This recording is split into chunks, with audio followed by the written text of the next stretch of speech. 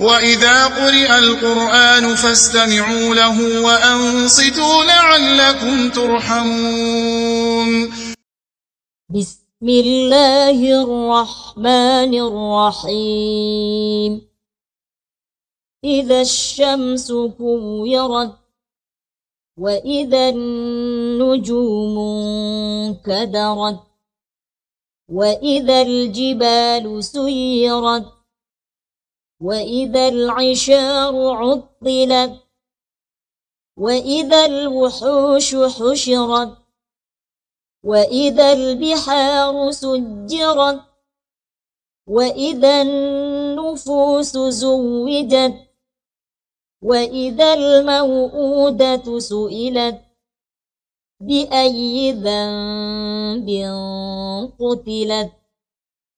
وإذا الصحف نشرت وإذا السماء كشطت وإذا الجحيم سعرت وإذا الجنة أزلفت علمت نفس ما أحضرت فلا أقسم بالخنس الجوار الكنس والليل إذا عسعس والصبح إذا تنفس إنه لقول رسول كريم ذي قوة عند ذي العرش مكين مطاع ثم أمين وما صاحبكم بمجنون ولقد رآه بالأفق المبين وما هو على الغيب بضنين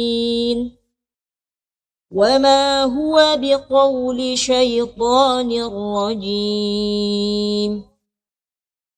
فأين تذهبون إن هو إلا ذكر للعالمين لمن شاء منكم أن يستقيم وما تشاءون إلا أن يشاء الله رب العالمين.